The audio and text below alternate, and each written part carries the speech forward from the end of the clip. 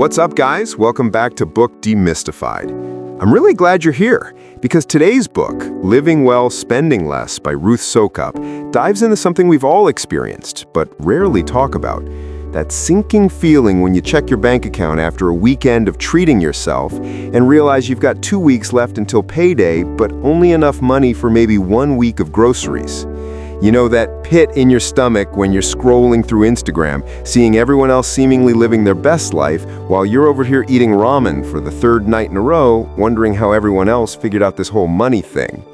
I'm not gonna lie, this book hit me different because Ruth Soukup gets it. She wasn't some finance guru born with a silver spoon. She was a regular mom who found herself drowning in debt, living in a tiny apartment, clipping coupons like her life depended on it, which honestly it kind of did. And here's what's wild about her story. She figured out how to completely turn things around, not by making more money, but by getting really smart about the money she already had. You ever get that feeling when you're standing in Target, just picking up a few things, and somehow your cart is full, and you're about to drop $200 on stuff you didn't even know you needed 20 minutes ago? Ruth calls this the Target trance, and she's got a point. We live in this weird world where spending money has become entertainment, where buying stuff is supposed to make us feel better about our lives, but somehow we end up feeling worse because our bank accounts are empty and our closets are full of things we never wear. But here's where Ruth's approach gets really interesting. She's not about to tell you to stop buying coffee or cancel Netflix and live like a monk. Instead, she talks about something she calls living well versus just living cheap. And there's a huge difference. Living cheap means you're miserable, depriving yourself of everything that brings you joy, eating nothing but beans and rice, and basically turning your life into this joyless exercise in deprivation. But living well while spending less, that's about getting crystal clear on what actually matters to you, and then spending your money only on those things. She tells this story about her friend who was spending $300 a month on takeout because she was too exhausted to cook after working 2 jobs, but she was also beating herself up for not being good with money. The problem wasn't that she was lazy or bad with money. The problem was that she hadn't figured out her priorities.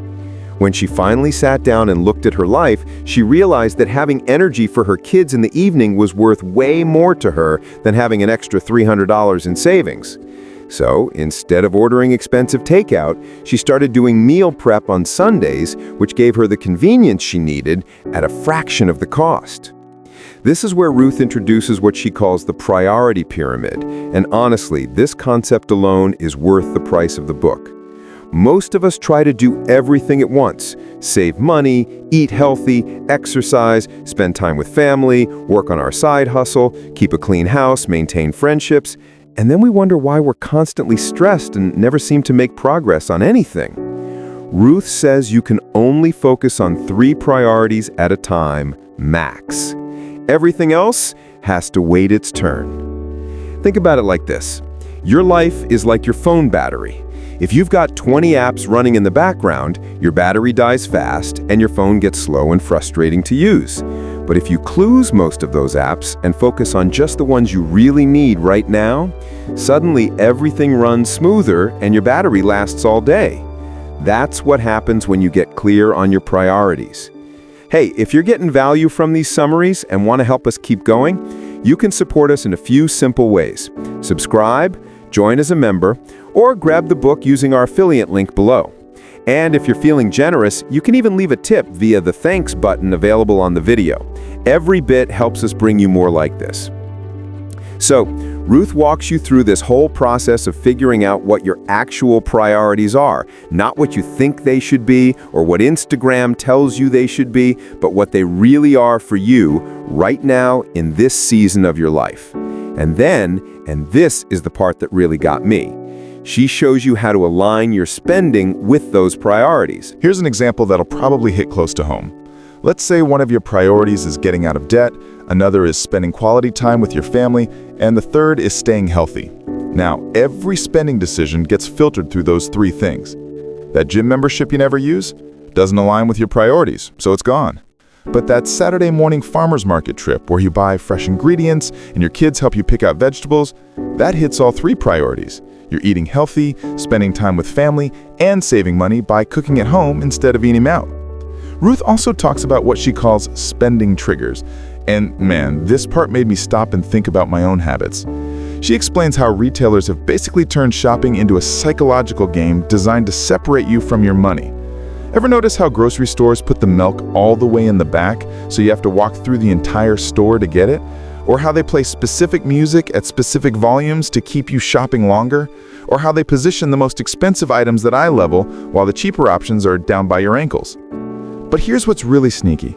Our spending triggers aren't just about stores, they're emotional. Ruth points out that most of us spend money when we're stressed, bored, sad, or trying to celebrate. We've been conditioned to think that buying something new will fix how we're feeling. Had a terrible day at work? Let's go shopping. Feeling lonely? Maybe a new outfit will help. Kids driving you crazy? You deserve that expensive skincare routine.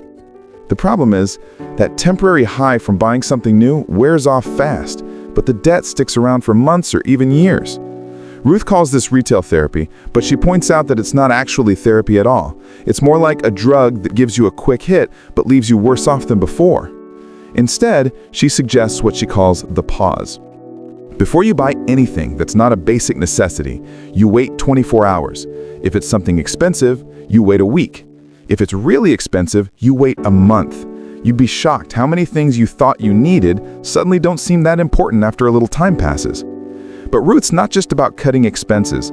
She's also really smart about the psychology of saving money.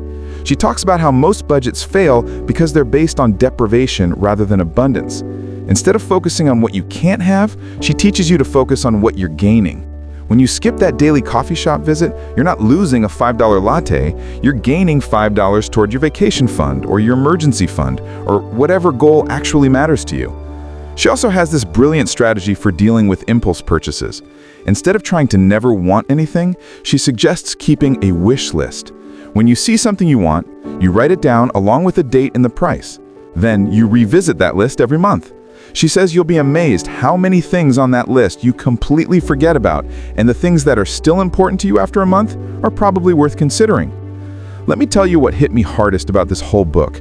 Ruth talks about how frugal living isn't actually about money at all. It's about freedom. When you're not stressed about money, when you're not living paycheck to paycheck, when you have some breathing room in your budget, you get to make choices based on what you want rather than what you can afford. You can take that day off to spend with your kids without worrying about the lost income. You can help out a friend who's going through a tough time. You can take risks like starting that business you've been thinking about because you've got some financial cushion to fall back on. The whole point isn't to become some extreme couponer who spends their weekends organizing their stockpile of toothpaste. It's about getting intentional with your money so that your money can serve your life instead of controlling it. When you know exactly where every dollar is going and why, when you're spending money on the things that actually matter to you and cutting out the stuff that doesn't, that's when you start living well while spending less. Ruth ends the book with this thought that really stuck with me. She says that the goal isn't to have the most money or the nicest stuff. The goal is to have enough. Enough to feel secure, enough to be generous, enough to live according to your values. And for most of us, we already have enough. We just haven't figured out how to manage it well. This book shows you how to bridge that gap, how to take the resources you already have and make them work harder for you so you can stop worrying about money and start focusing on the things that actually make life worth living.